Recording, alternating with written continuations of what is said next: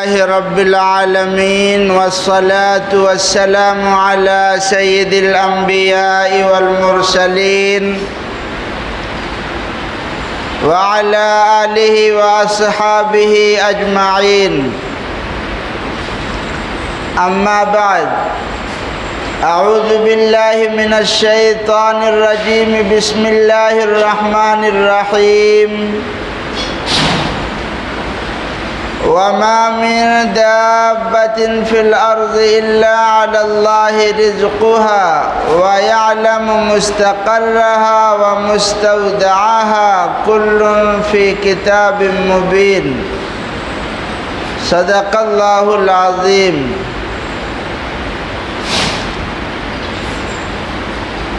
سکون دل کہیں اس کو کبھی حاصل نہیں ہوتا، سکون دل کہیں اس کو کبھی حاصل نہیں ہوتا، قوانین خداوندی پہ جو عامل نہیں ہوتا.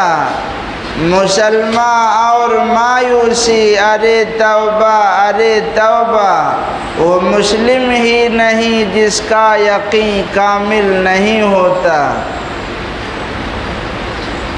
میرے محترم بزرگوں اور دوستوں،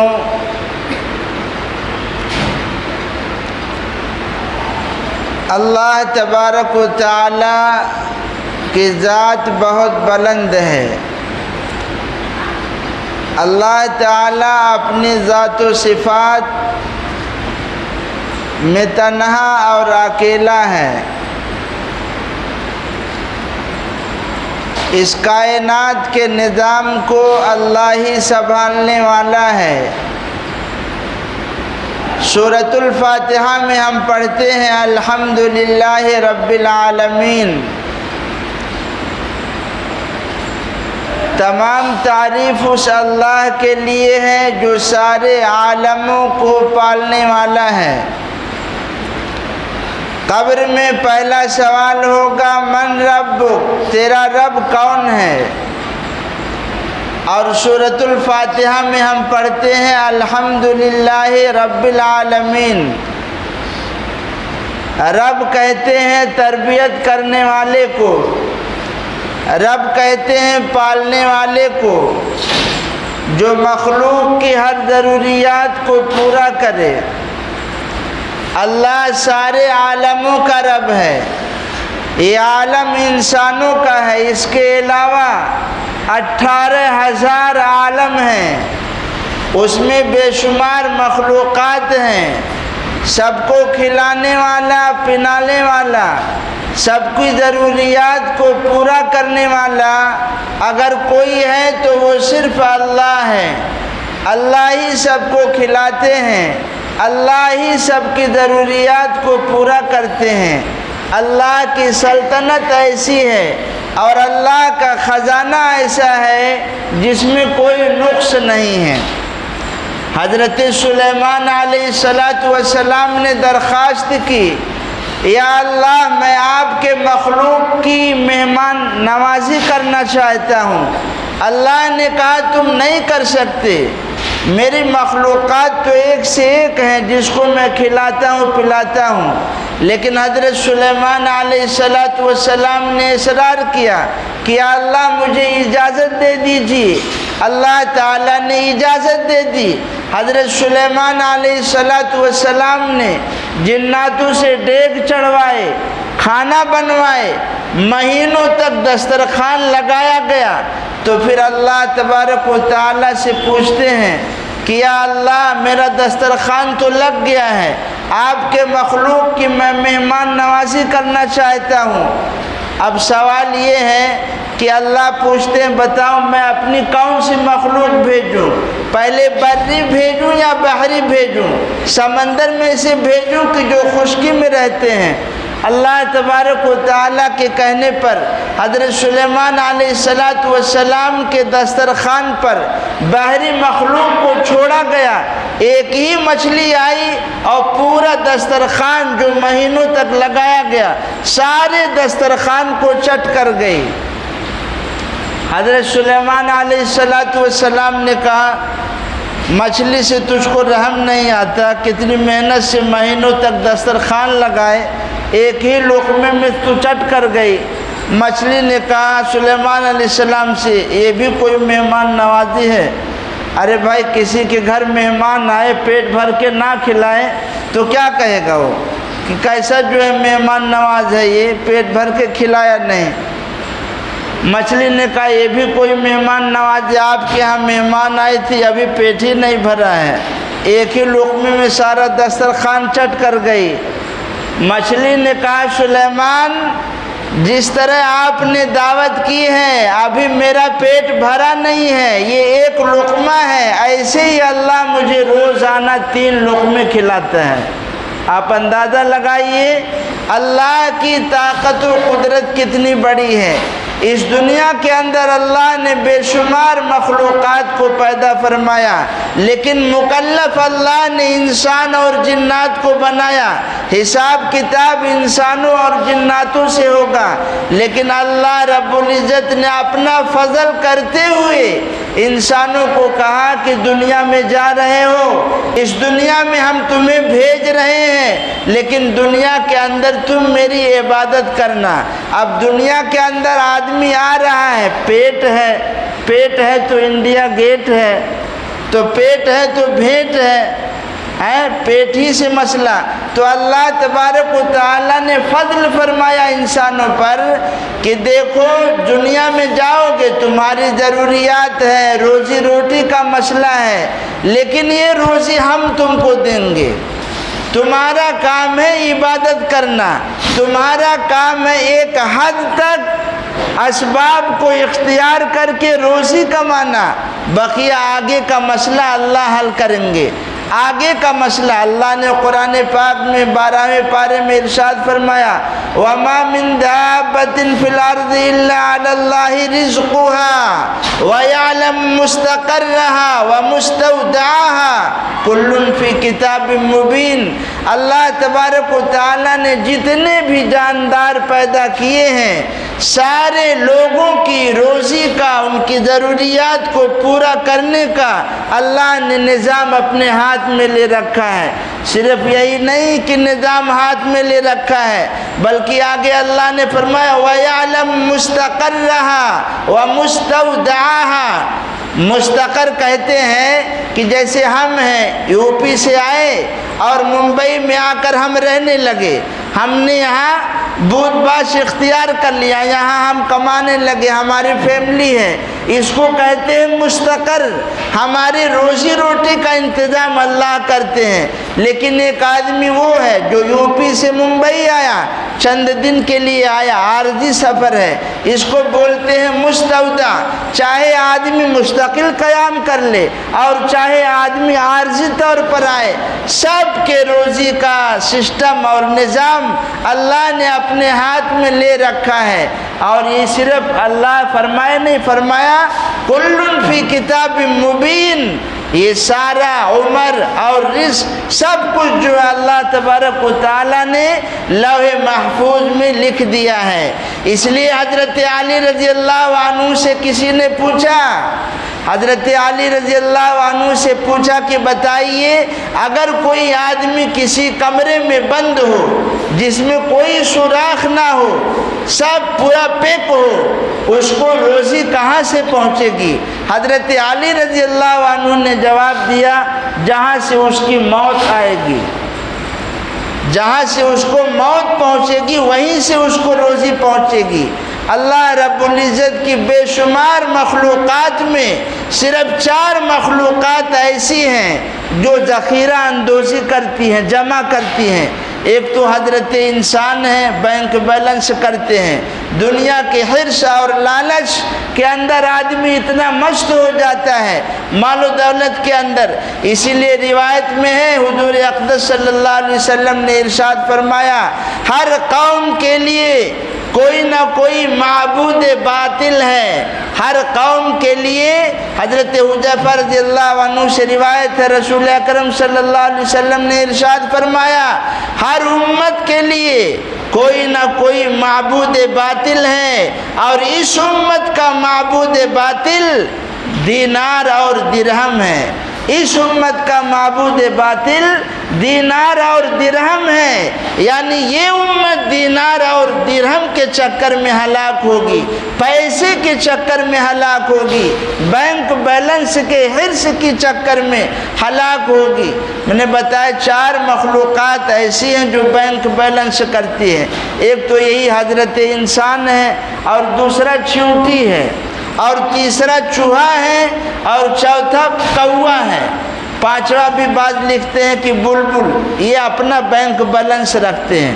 لیکن اس کے علاوہ جتنی بھی مخلوقات ہیں سب جو ہیں اللہ رب العزت کے بھروسے پر۔ اسی لیے روایت کے اندر ہے جناب رسول اللہ صلی اللہ علیہ وسلم نے ارشاد فرمایا، تم اللہ پر اگر ایسا بھروسہ کرو جیسا کہ اس پر بھروسے کا حق ہے، تو پھر اللہ تمہیں ایسا روزی دیں گے جیسے صبح پرندے اپنے گھونسلوں سے نکلتے ہیں اور شام کو پیٹ بھرے ہوئے واپس آتے ہیں۔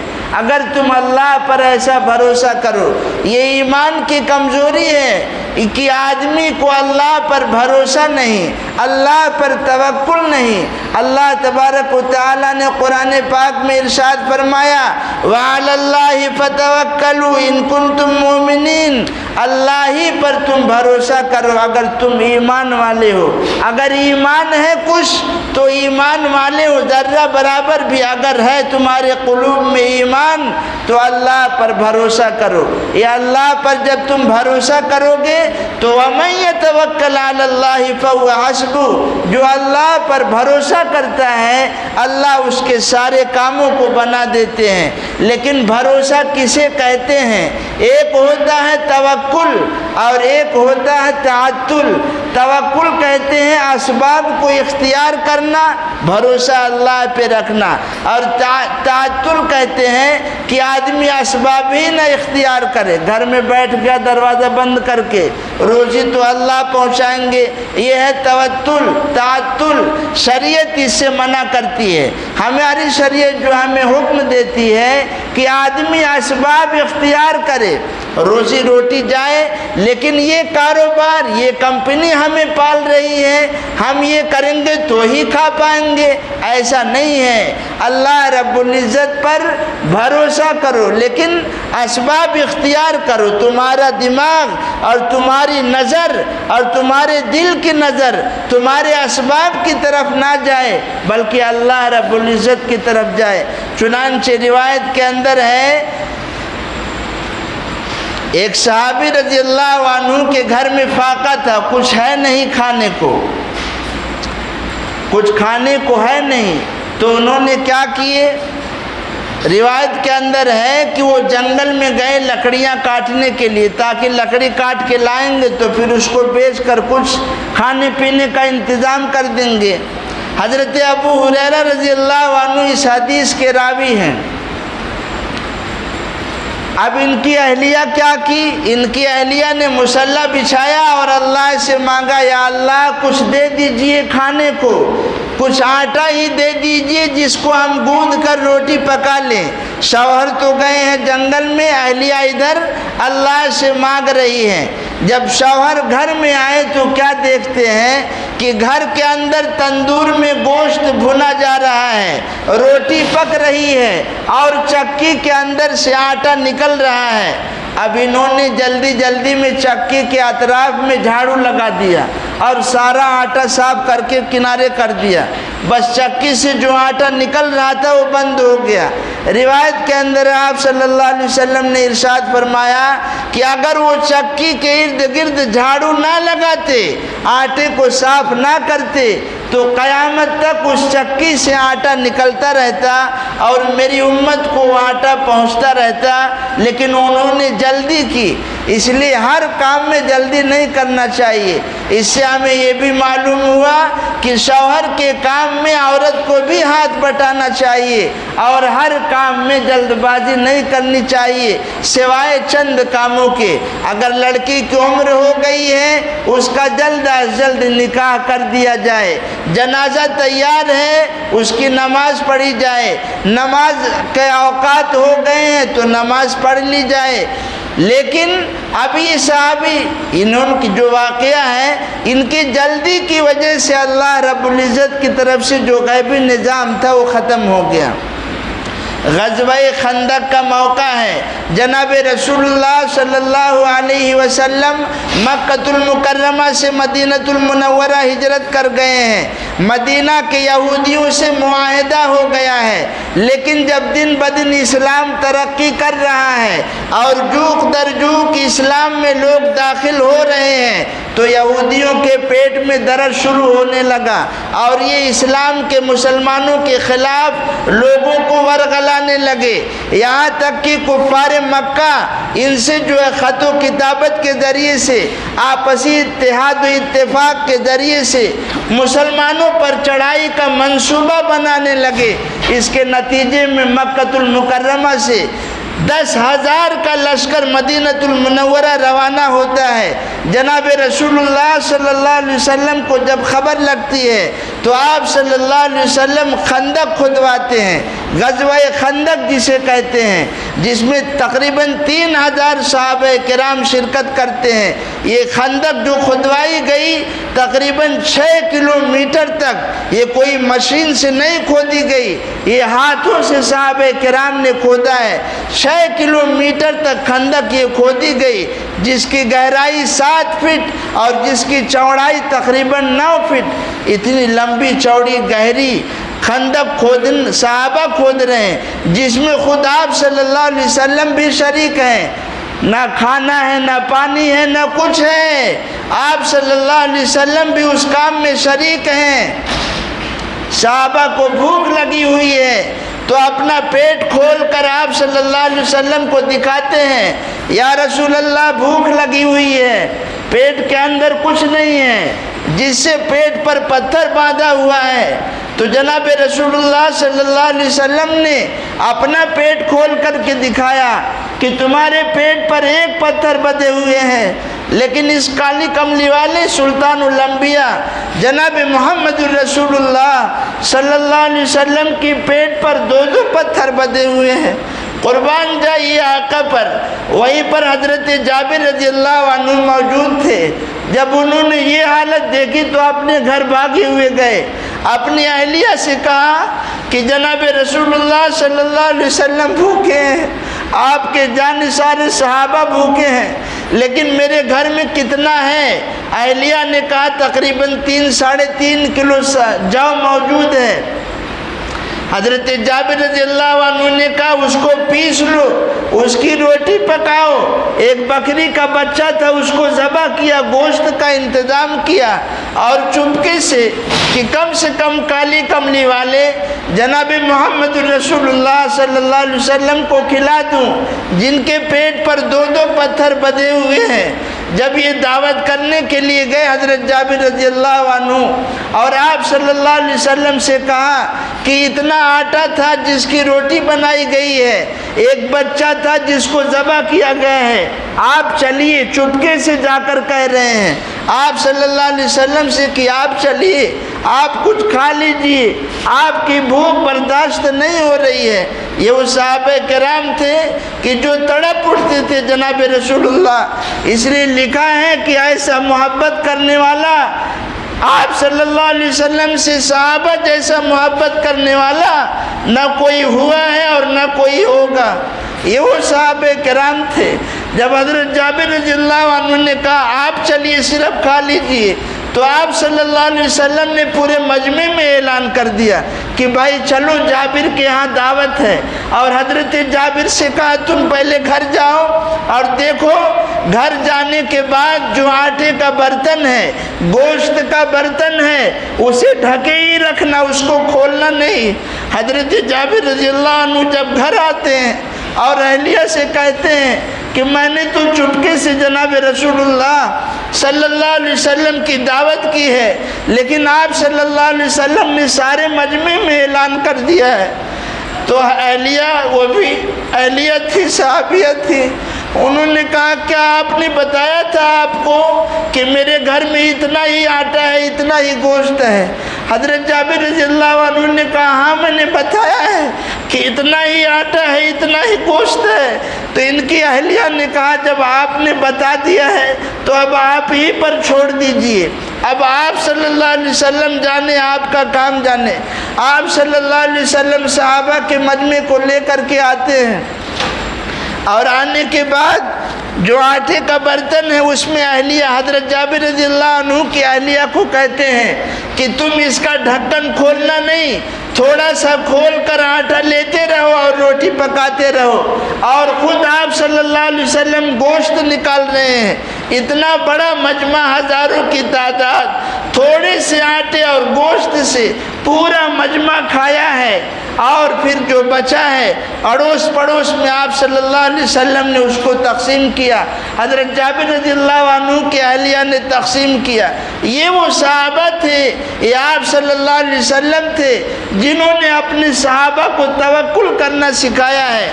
حضرت مقداد رضی اللہ عنہ کچھ ہے نہیں، کھانے کو پتے چبا رہے ہیں، جیسے جانور میگنیاں کرتے ہیں ایسے ہی لیٹرنگ ہوتی تھی، گئے ہیں قضائے حاجت کرنے کے لیے، گئے ہیں قضائے حاجت کر رہے ہیں، تو کیا دیکھتے ہیں کہ ایک چوہا اپنے منہ میں دینار کے سکے لا رہا ہے اور میرے سامنے رکھ رہا ہے۔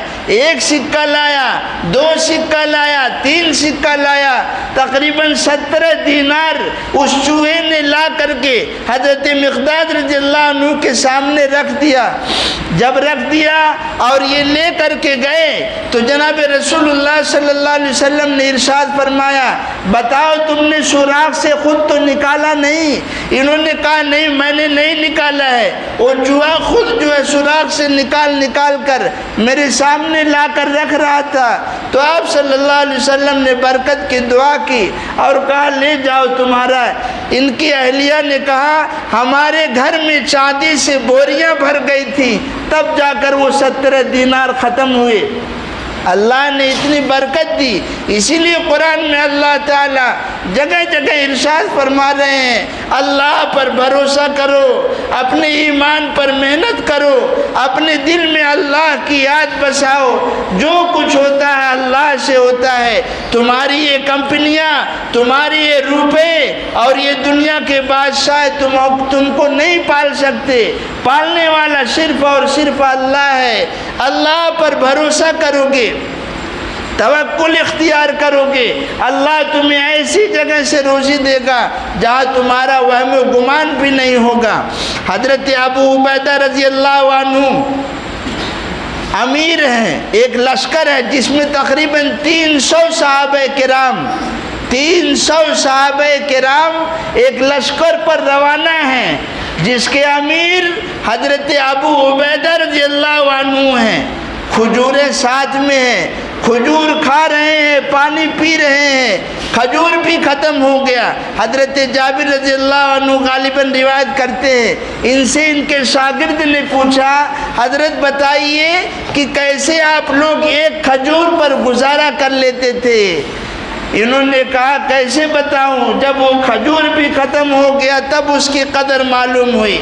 آج ہم پیٹ بھر بھر کر کھانا کھاتے ہیں، کتنی لذائذ کی چیزیں اللہ نے ہمارے لیے مہیا کی ہے، لیکن جس دل کو اللہ نے اپنی یاد میں بسانے کے لیے دیا تھا آج اسی پر محنت نہیں ہو رہی ہے۔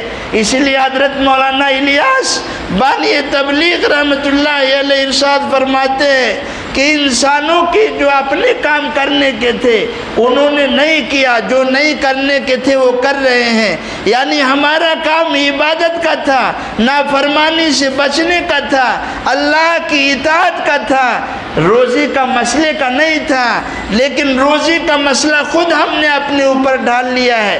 یہ 300 صحابہ کرام کا لشکر، کھجوریں ایک دم ختم ہو گئی ہیں، اللہ تبارک و تعالیٰ نے غیب سے انتظام کیا، چھوٹے پہاڑ جیسی مچھلی اللہ نے ان کے لیے مہیا کی، جس مچھلی کو یہ 300 صحابہ کرام کا لشکر تقریباً 18 دن، بعض روایت میں 1 مہینے تک کھاتے رہے۔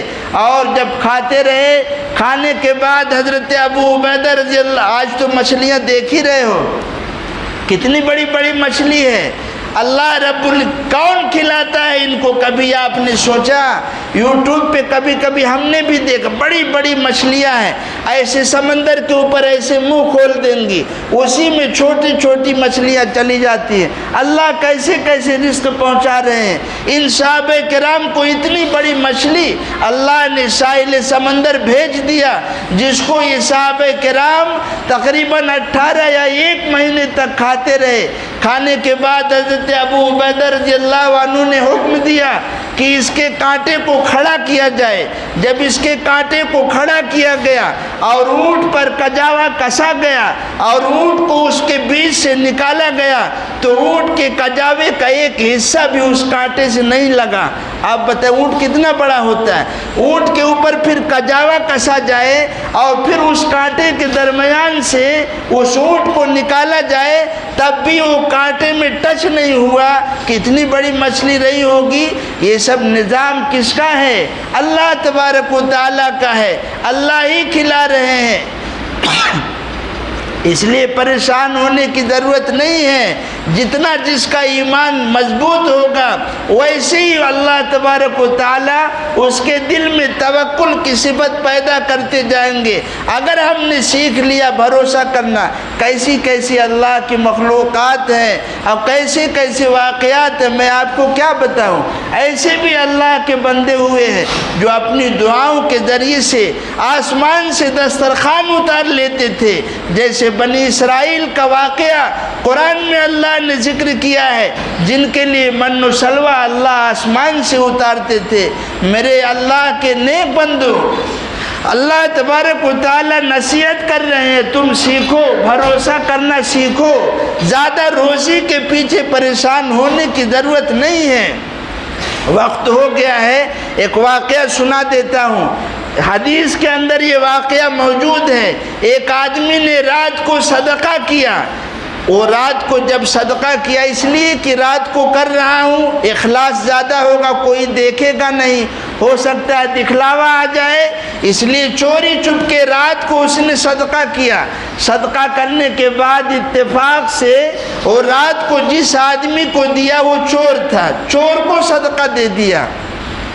جب صبح ہوئی تو ہنگامہ ہو گیا کہ رات کو کسی نے صدقہ دیا ہے لیکن وہ صدقہ چور کو پہنچ گیا ہے. اب اس نے کہا یا اللہ یہ کیا ہو گیا. چور کو میرا صدقہ پہنچ گیا اب تو میرا مال ہی خراب ہو گیا. اس نے دوسری رات پھر صدقہ کیا لیکن دوسری رات اس نے رات میں انجانے میں سوچا مرد تو چور ہوتے ہیں عورتیں چور نہیں ہوتی ہیں. آج کے دور میں عورتیں بھی چور ہوتی ہیں ہوتی کہ نہیں. تو رات کو دوسری رات کو اس نے عورت کو صدقہ کر دیا. صبح ہنگامہ ہوا شور ہوا کہ کسی نے رات کو صدقہ دیا ہے لیکن وہ صدقہ ایک دھندا والی کو دے دیا ہے. سمجھ گئے دھندا زیادہ کھل کے نہیں بولوں گا. دھندا والی کو دے دیا. اب اس نے پھر سر پکڑ کے بیٹھ گیا یار کیا ہوا پہلے دن بھی صدقہ بیکار دوسرے دن. اب تیسری رات کو پھر اس نے صدقہ کیا اور تیسری رات اس نے ایک مالدار کو صدقہ دے دیا. صبح ہنگامہ ہو گیا کہ کسی نے صدقہ دیا ہے لیکن مالدار کو. اب یہ سر پکڑ کے بیٹھ گیا. اللہ تبارک و تعالیٰ سے حکم ہوا تم نے پہلی رات صدقہ کیا وہ بھی قبول دوسری رات صدقہ کیا وہ بھی قبول تیسری رات صدقہ کیا وہ بھی قبول. مصلحت اللہ کی یہ تھی کہ جو چوری کر رہا ہے اس کو یہ بتانا تھا کہ جب اللہ حلال طریقے سے تمہیں دے سکتے ہیں تو چوری کرنے کی کیا ضرورت ہے. اس دھندا کرنے والی کو یہ بتانا تھا کہ جب اللہ حلال طریقے سے تمہیں دے سکتے ہیں تو یہ دھندا کرنے کی کیا ضرورت تھی. اس مالدار کو یہ بتانا تھا کہ تو اپنے مال پر بیٹھا ہوا ہے قبضہ جما کے کچھ خرچ نہیں کرتا. دیکھ اللہ کے وہ بندے بھی ہیں جو خرچ کرتے ہیں. اس کو یہ نصیحت ملے کہ یہ بھی خرچ کرنے والا بن جائے. اس لیے ڈرنے گھبرانے کی ضرورت نہیں ہے. ان الشیطان یخوف اولیاءہ فلا تخافوہم وخافونی، فقر اور محتاجی سے، تنگ دستی سے یہ شیطان ڈرائے گا، اندر اندر حملے کرے گا، وسوسے ڈالے گا۔ خدا کی قسم اگر اللہ پر بھروسہ کرنا ہم سیکھ جائیں، اللہ غیب سے ہماری روزی کا، ہماری ضروریات کا پورا انتظام کریں گے۔